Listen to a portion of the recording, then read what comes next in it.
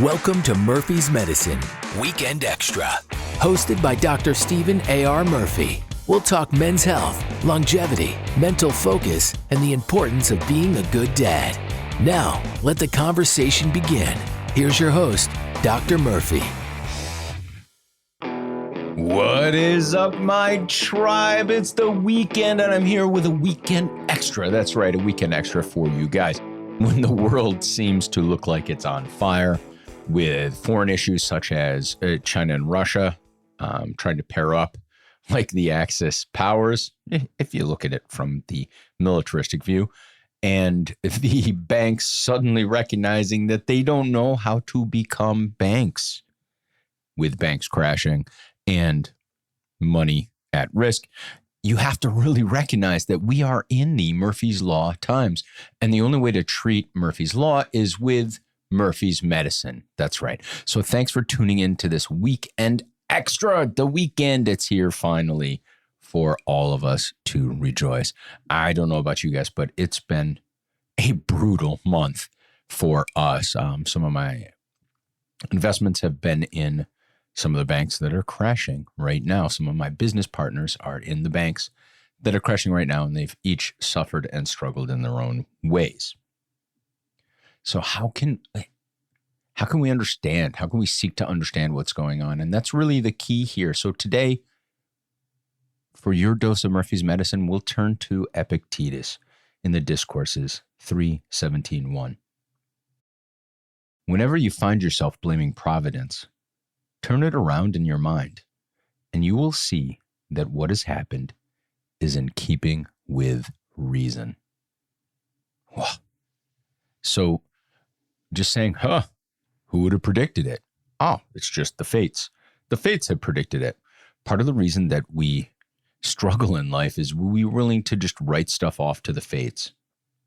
And what happens is we fail to take ownership of that which we can control. Now, in thinking about this, I want to explain a couple of things to you, right? So first off, I have personal bank accounts over at First Republic Bank, which is tanking.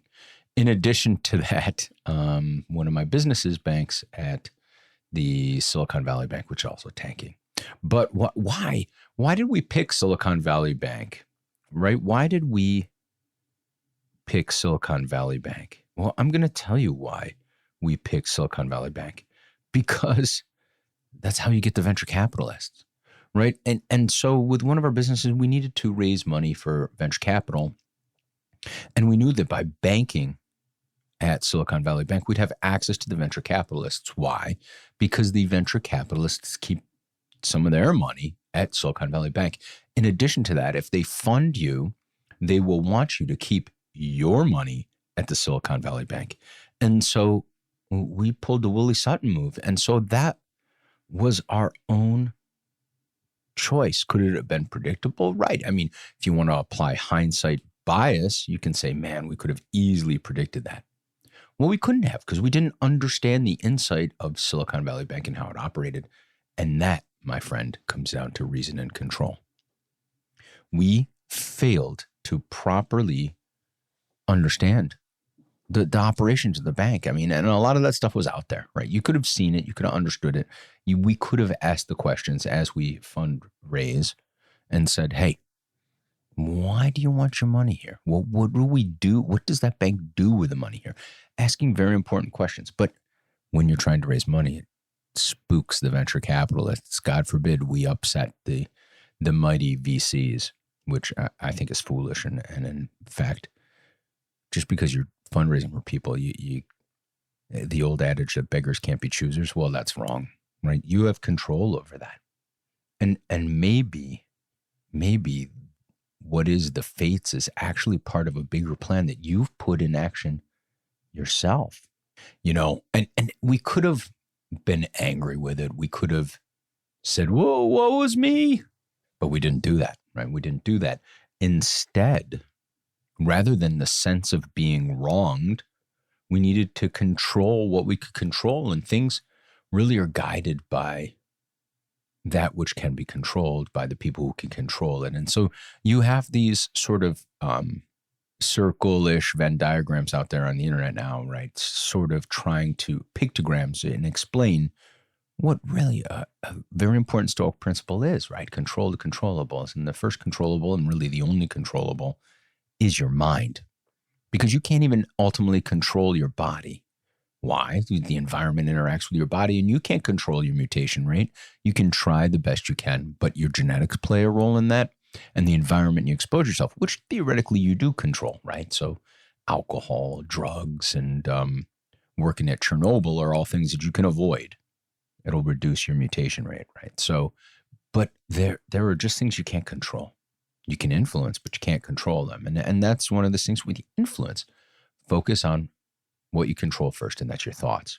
So in this case with Silicon Valley Bank, we could have easily said, oh, we've been wronged, we've been screwed, woe is me, the banks need to bail us out, the taxpayer needs to bail us out. Well, I'll tell you right now, we pivoted, right? We pivoted very quickly. The CEO of the company managed to handle it deftly and shore things up a little bit, right? The good news is we didn't have hundreds of millions parked at that bank. We didn't have hundreds of millions parked at the bank. And in fact, the CEO controlled what they could, and they diversified. And we also had an account at Bank of America. So we were able to pivot out of that. One of my other entities, a collaborator, had all of their funds at Signature Bank. Everything. And I'll tell you right now, this is one of the things you can control. And I have funds at different accounts. And once you get up to a certain level and you know that the FDIC is not going to cover it, well, then you can cover it.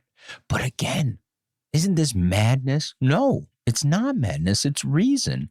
You know that your accounts are only covered for a certain amount.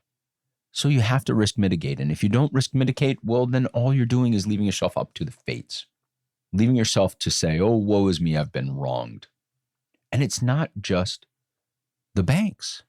It's not just the banks. It's almost everything in life. Woe is me, I've been wronged. And I think one of the things with a lot of people that are pushing so hard against the current situation with our pandemic and our prevention strategies, whether they're masks or whether they're vaccinations, is not so much that people want other people hurt, right? They just don't want that. That's, as a general rule, people only hurt people hurt people. Only hurt people hurt people. And that's not my experience clinically with people. But what they do want is the right to self-determination, the right to control themselves.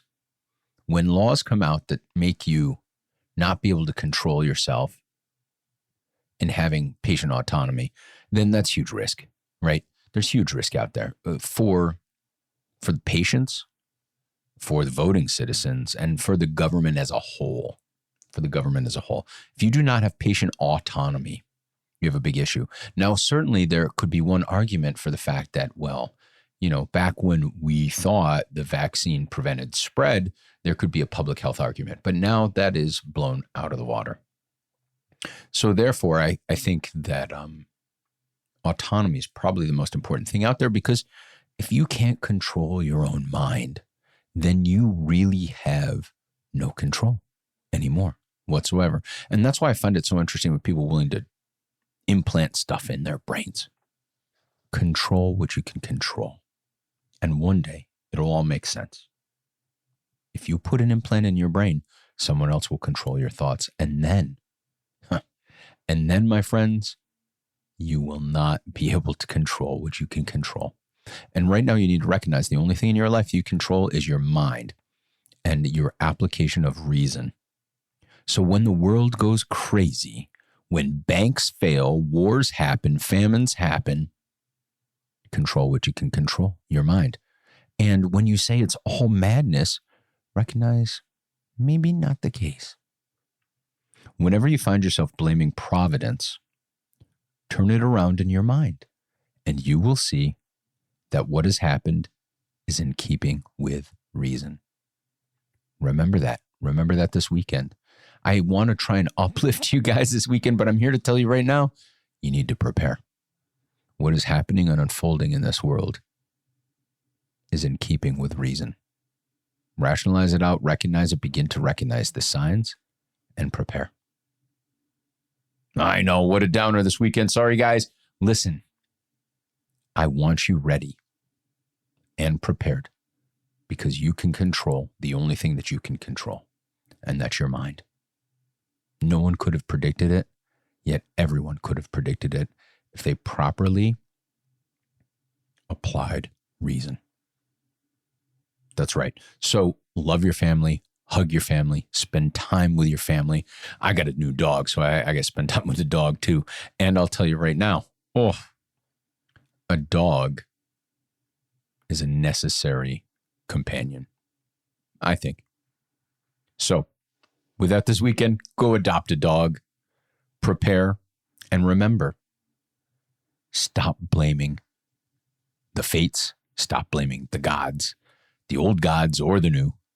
Stop blaming others for that, which when you turn it around in your mind, you will see what has happened is in keeping with reason. All right, guys, thanks a lot. Have a great weekend. Be good to each other. Do your best. And we'll see you on the next show. Thanks for listening to Murphy's Medicine with Dr. Stephen A.R. Murphy. Got a question for the doctor? Email us at doc@murphysmedicine.com. And for more information on this podcast, visit our website at murphysmedicine.com. Be sure to follow us on all social media at Murphy's Medicine. If you enjoyed this episode, please rate and review us. And tell your friends they too can start planning for Murphy's Law by listening to Murphy's Medicine. Thanks again for listening. We can all do something, right? Yeah, and if we had more and more Murphys out there, the world would be a better place.